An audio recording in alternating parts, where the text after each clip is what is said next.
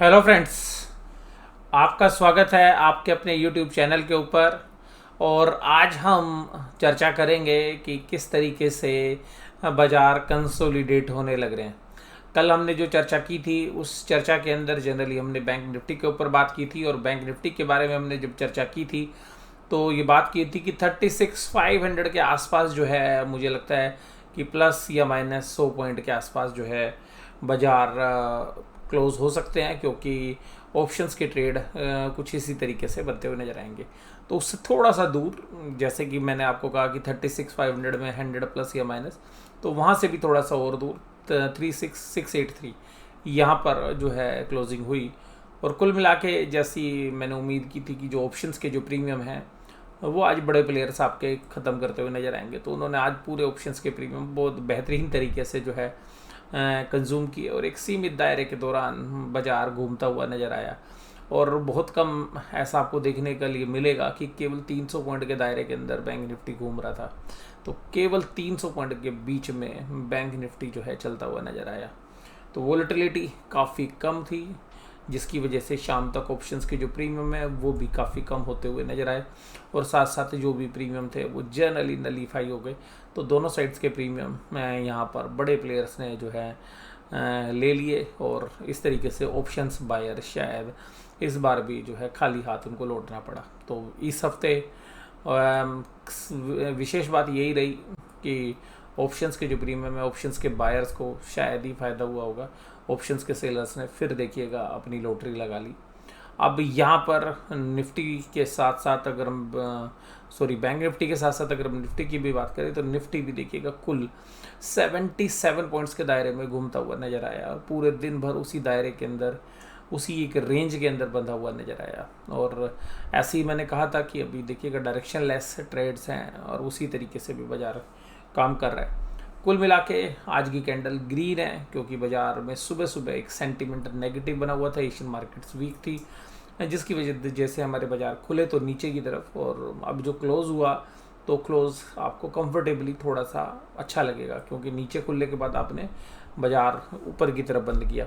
लेकिन इसी के साथ साथ अगर हम यहाँ पर ध्यान से देखेंगे तो ये जो चर्चा है इसके अंदर देखिएगा कि अगर आप पिछली 4 कैंडल्स को देखेंगे तो ये शायद एक रिवर्स ट्रेंड बनाने की कोशिश कर सकते हैं। हालांकि अभी उसकी कोई कंफर्मेशन नहीं है, क्योंकि अगर हम उसको ध्यान से देखें कि ये जो चैनल है हमारा, अभी भी हम चैनल के अंदर ही काम कर रहे हैं।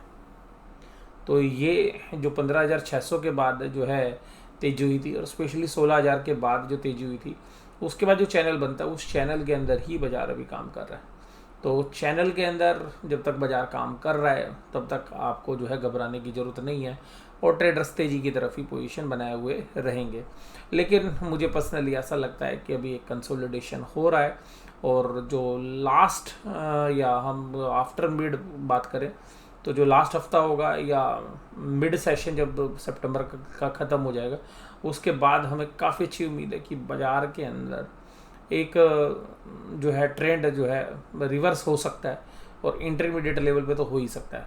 तो अभी क्योंकि बाज़ार के अंदर जो 1,000 पॉइंट की तेज़ी थी पिछली, और 16,000 से 17,000 के बीच की जो तेज़ी थी, उसके बाद जो है बाज़ार ने एक चीज़ बता दी है कि अब बाज़ार 17,000 से 18,000 की तरफ अभी थोड़ी जल्दबाजी में नहीं है।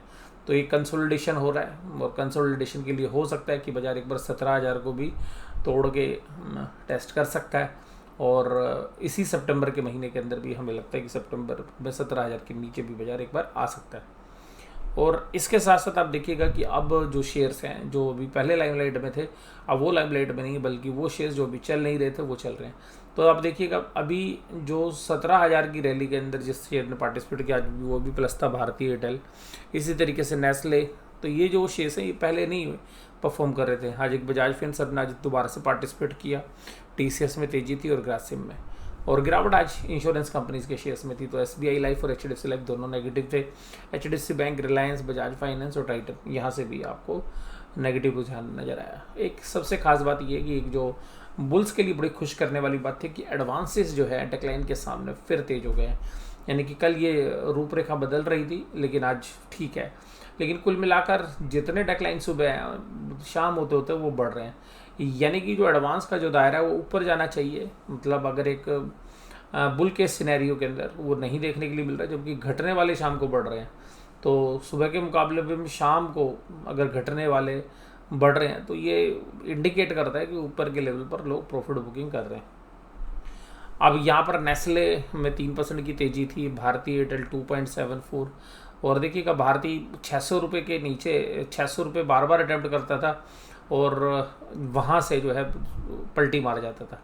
लेकिन इस बार देखिएगा 600 के ऊपर जो है बाजार आया, भारतीय एयरटेल आया, 2-3 बार गया भी नीचे, लेकिन अब क्या यार जब 600 रुपये को ब्रेकआउट दिया तो उस ब्रेकआउट लेवल के बाद काफ़ी अच्छा जो है भारतीय एयरटेल काम करता हुआ नजर आ रहा है। ONGC में भी तेजी थी, हिंडाल्को, टाटा मोटर्स, और टाटा मोटर्स ने काफ़ी दिनों के बाद जो है 300 रुपये के लेवल को तोड़ा और हालांकि क्लोजिंग नहीं दे पाया 300 के ऊपर, लेकिन 300 के ऊपर जो है टेस्ट किया। ये काफ़ी पॉजिटिव था। ग्रासिम इंडस्ट्रीज, टाटा स्टील, और जैसे कि आपको पता है कि जो सेमीकंडक्टर्स की जो शॉर्टेज चल रही है उसकी वजह से ऑटोमोबाइल्स के ऊपर एक नेगेटिव इम्पैक्ट तो है ही। तो यहाँ पर फिर भी अभी जो रिजल्ट्स हैं उसके ऊपर भी इम्पैक्ट, जो सितंबर क्वार्टर के रिजल्ट आएंगे तो ऑटो के जो नंबर्स हैं उनमें थोड़ी सी निराशा आपको देखने के लिए मिल सकती है। तो देखिएगा आज HDFC लाइफ और SBI लाइफ दोनों नेगेटिव टेरिटरी में थे। टाइटन भी 1% कमजोर था, बाकी शेयर्स में इतनी कोई कमजोरी खास थी नहीं। इसके अलावा निफ्टी बैंक, तो देखिएगा एनालिसिस करने में भी एक चीज़ है कि अभी बाजार के अंदर जो उठापटक थी वो नहीं हो रही है, या कोई डायरेक्शन थी वो नहीं हो रही है। तो बाजार भी सुबह से शाम तक अगर आप ट्रेड भी करेंगे तो आप ये मान के चलिएगा कि आप ऑप्शन से बेच के बैठ जाइए, और शाम तक आपको पता है कि ऑप्शंस जो है अगर आपने out of the money option भी बेच दिए हैं तो शाम को आपको पैसे तो बन ही जाएंगे, बेशक से कम बने पर बन ही रहे हैं। तो ये जो स्ट्रेटेजी है ये लोग अभी फॉलो कर रहे हैं। तो एक डायरेक्शन के अंदर जो है बाजार घूम रहा है। अगर पिछले हफ्ते की बात करें तो पिछले हफ्ते में जब 36,000 के ऊपर बाजार आए थे और उसके बाद 36,500, 36,600, 36,700 इसी के आसपास जो है बाजार घूमता हुआ नज़र आया। तो पिछले 7-8 दिन के अगर आप ट्रेड देखेंगे तो ये आपको सारी पिक्चर क्लियर हो जाएगी। तो अगर आप देखेंगे कि पिछले 8 दिन के ट्रेड इसी रेंज के अंदर चल रहे हैं, तो इसका मतलब क्या है कि जो ऑप्शंस के बायर हैं उनका तो पैसा नहीं बन रहा, लेकिन ऑप्शंस के सेलर्स काफ़ी अच्छा पैसा बना रहे हैं। इसी तरीके से SBI में आज 432 के ऊपर क्लोजिंग दी। कोटक महिंद्रा कल की तेज़ी आज की हालांकि आज बरकरार नहीं रख पाया, काफ़ी तेज़ी जो थी आज कोटक महिंद्रा ने वो आज साफ़ होती हुई नज़र आई। कोटक महिंद्रा ने अपने होम लोन्स के जो रेट हैं वो भी काफ़ी रिड्यूस कर दिए और फेस्टिवल सीजन्स के लिए एक रेट ऑफ इंटरेस्ट कट किया होम लोन्स के लिए। तो देखिएगा यही सेफ नज़र आ रहा है सारे बैंकों को। दो ही चीज़ें समझ में आ रही हैं लोन देने के लिए, या तो गोल्ड लोन दे दो या हाउसिंग लोन दे दो। तो क्योंकि अब बाकी लोन्स देने में बैंक को दिक्कत ही आ रही है कि उनको NPA का रिस्क है। तो ये जो दो चीज़ें हैं ये सेफ़ लग रही हैं कि या तो होम लोन दे दीजिए या गोल्ड लोन दे दीजिए, और जिसकी वजह से गोल्ड लोन्स कंपनीज को काफ़ी चैलेंजेस मिल रहे हैं, क्योंकि बैंकों को काफ़ी जो है RBI की तरफ से रिलीफ आ गया है जो NBFC के पास नहीं है, और कॉस्ट ऑफ फंड भी जो है कम होती है बैंकों की, और बैंकों को लग रहा है कि अब पैसा इतना पड़ा हुआ है अकाउंट्स में तो उसको अगर बांटें तो कहाँ बांटें। तो बांटने के लिए जो है बैंकों को सबसे सेफ लग रहा है या तो गोल्ड लोन दे दो या होम लोन। तो अब उसमें रेट ऑफ इंटरेस्ट जो देखिएगा नीचे की तरफ आ रहे हैं, क्योंकि वहाँ पे बैंकों को थोड़ी सी सिक्योरिटी ज़्यादा है। HDFC bank, axis bank, ICICI bank, बंधन बैंक और AU स्मॉल फाइनेंस बैंक, इनके अंदर जो है वीकनेस देखने के लिए मिली। और यहाँ पर अगर हम दायरे की बात करें अगले हफ्ते की, तो मुझे ऐसा लगता है कि कंसोलिडेशन वाला जोन है इसी में बाजार रहेगा, और शायद इसके साथ साथ इसको भी क्लब कर लेगा। तो अगर इसको भी क्लब करेगा तो हो सकता है कि बाजार एक बार 36,100, 36,000 के आसपास जो है अगले हफ्ते में भी एक बार आ सकता है। तो अभी जो रेंज है ब्रॉडर वो 36,000 और 37,000 की तरफ है। हालांकि थोड़ा सा अपवर्ड की तरफ ज़्यादा है बजाय कि डाउनवर्ड की तरफ, लेकिन 36,500 के नीचे अगर बाजार आएगा तो फिर 36,000 के लिए प्ले होना चाहिए। 36,500 के ऊपर अगर बाजार टिक रहा है तो 37,000 के लिए। हालांकि अभी देखिए कोई भी डायरेक्शन क्लियर है नहीं बैंक निफ्टी के अंदर भी।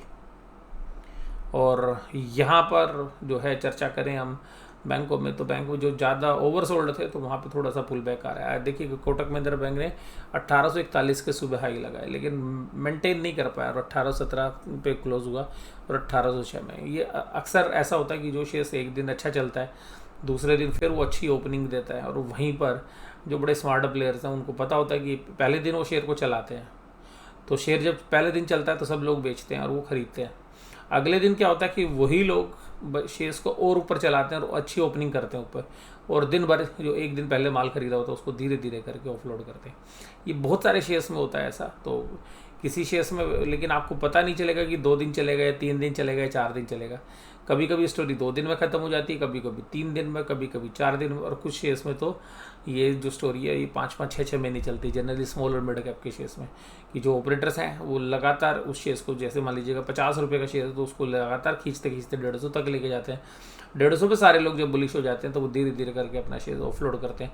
मुझे ये सारी चीज़ बाजार के परिप्रेक्ष्य में सही लगती है कि बाजार में निफ्टी में, या अगर हम ब्रॉडर मार्केट में भी देखें तो बहुत सारे शेयर्स में ऐसी स्टोरी डेवलप हो चुकी है। तो मुझे पर्सनली ऐसा लगता है कि बाजार के अंदर जब ऊपरी लेवल्स के ऊपर इस तरीके से डिस्ट्रीब्यूशन आपको होता हुआ नज़र आ रहा है, और उसमें से जब ऐसा लगने लगे कि आपको कोई डिस्ट्रीब्यूशन हो रहा है, तो एक जबरदस्त पुल बैक वो जो है बाजार दिखा देता है। फिर लोगों को दोबारा से कॉन्फिडेंस आता है नहीं अभी तो बुल मार्केट है, कोई डिस्ट्रीब्यूशन नहीं है। लेकिन डिस्ट्रीब्यूशन का पता लगाना बड़ा ही मुश्किल होता है। वो तभी पता लगता है कि जब ऊपर के लेवल से एकदम आप अचानक देखते हैं कि एकदम सेलिंग शुरू हो गई, और कोई भी ऐसे इंडिकेशन होते नहीं है बाजार में कि हाँ सेलिंग शुरू होगी। बस एक दिन बाजार खुलता है, सुबह सही सलामत होता है सब कुछ, और बाजार में अचानक जबरदस्त सेलिंग शुरू हो जाती है, और हर सेलिंग के ऊपर नए नए बायर्स आ जाते हैं, और बीच बीच में जो है इंट्राडे बड़े जबरदस्त पुल बैक भी होते हैं। लेकिन 2-3 दिन बाद जब ऐसी सेलिंग चलती रहती है, 4 दिन बाद, तब लोगों को पता चलता है कि हाँ प्राइजेस नीचे आ गए हैं और उनके पास शेयर्स इकट्ठे हो गए और अब शेयर्स ऊपर की तरफ पुल बैक नहीं कर रहे हैं। तो यहाँ पर जो है एक विशेष ध्यान जो है इन्वेस्टर्स को रखना चाहिए कि इन्वेस्टर्स को तो जनरली ऐसे लेवल पर जहाँ पर भी वैल्यूएशन स्क्रैच हो जाती है वहाँ पे प्रॉफिट बुक करके एक बार साइड में गंगा जी नहा लेना चाहिए। और जिन लोगों को ट्रेडिंग की आदत है तो ट्रेडिंग में तो देखिएगा सीधी सी बात है, स्टॉप लॉस जो फॉलो करते हैं उनको कोई प्रॉब्लम नहीं होती, थोड़ा बहुत लॉस होके वो निकल जाते हैं। जब इतना प्रॉफिट बनाया है तो एक जिन सौदों में स्टॉप लॉस होते हैं उनको स्टॉप लॉस ट्रिगर हो जाते हैं, तो उनको ज़्यादा प्रॉब्लम होती नहीं है। जो डिसिप्लिन ट्रेडर्स हैं उनके लिए कोई इसमें रिस्क होता नहीं है, क्योंकि जहाँ मोमेंटम है वहाँ ट्रेडर अगर खेल रहा है, अगर मोमेंटम थोड़ा सा वीक हो रहा है या मोमेंटम आपके अगेंस्ट जा रहा है तो आपका स्टॉप लॉस ट्रिगर हो जाता है। लेकिन इन्वेस्टर्स जनरली इस बात को जो है ध्यान नहीं रखते हैं, और इन्वेस्टर्स वैल्यूशंस को तरजीह नहीं देते हैं, और ऊपर के लेवल्स पर जो है शेयर्स को ले लेते हैं, और बाद में सबसे ज़्यादा खामियाजा उन्हीं को ही भुगतना पड़ता है। तो इन्वेस्टर्स को ये बात विशेष रूप से ध्यान रखनी चाहिए कि वैल्यूशंस क्या है किसी शेयर्स के। तो जैसे आज मैं अपने एक मित्र से ही बात कर रहा था तो उन्होंने बड़ी अच्छी बात मुझे बताई, और उन्होंने कहा कि देखिए रविंद्र जी आप बताइए कि टाटा कंज्यूमर पर आपकी क्या राय है।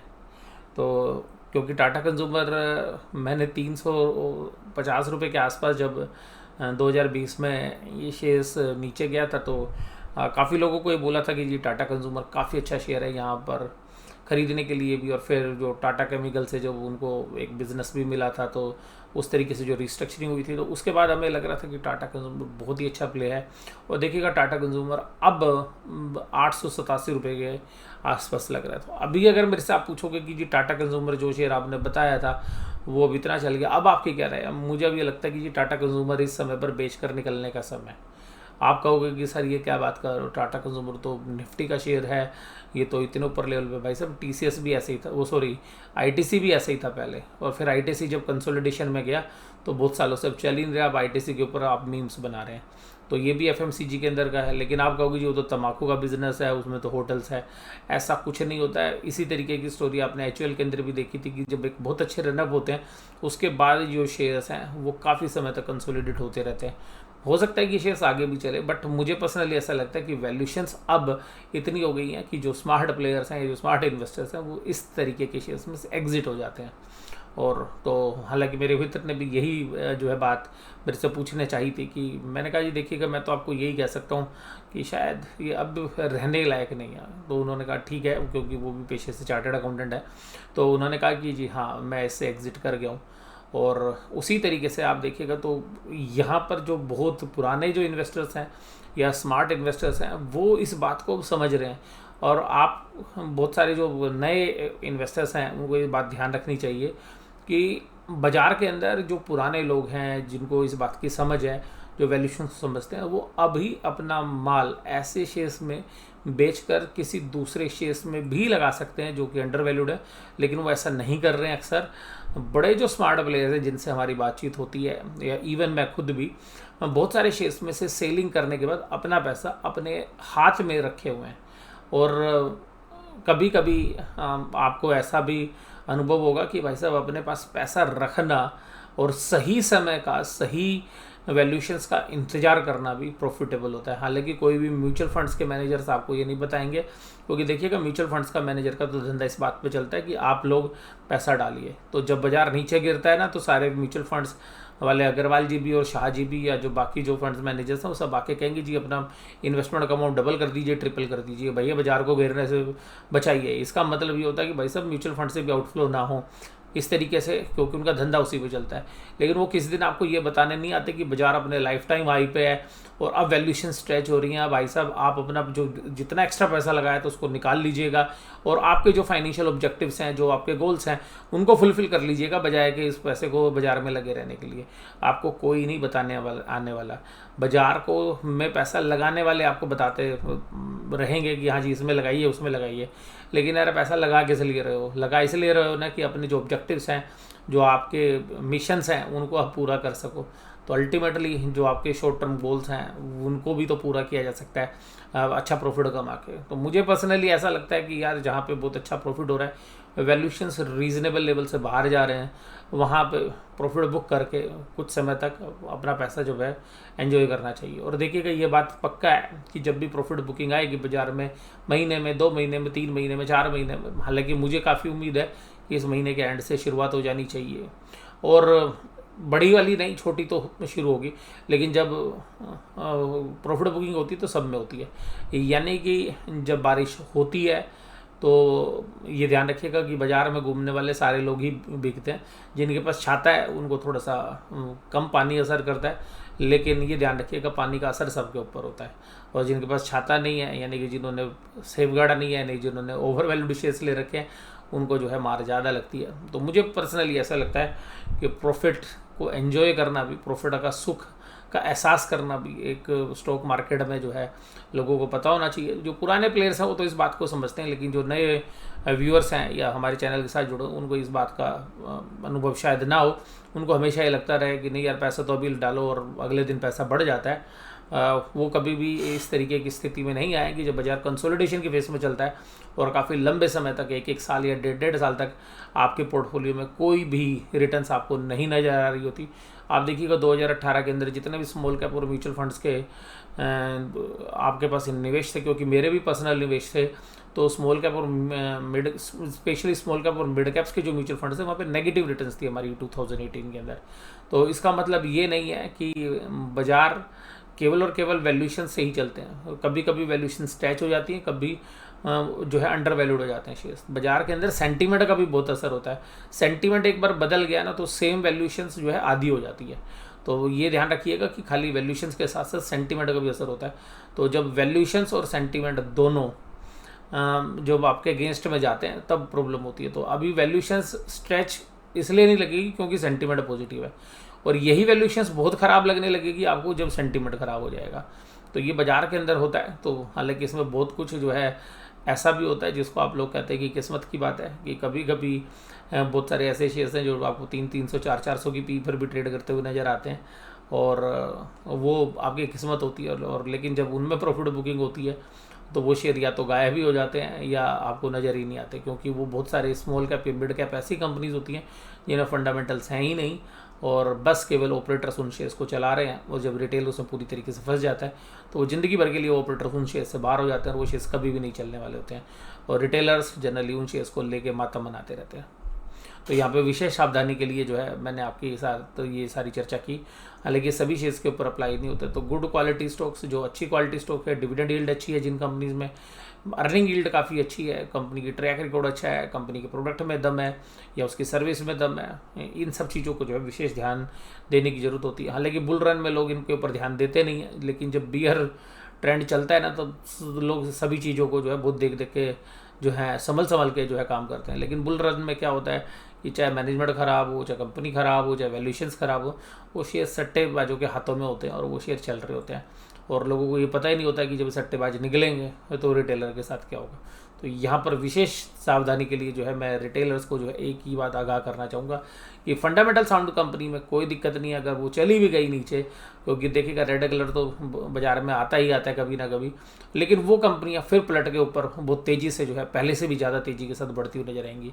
लेकिन जो फंडामेंटल साउंड कंपनी नहीं है वहाँ पर ट्रैप होने का जो है डर बहुत ज़्यादा होता है।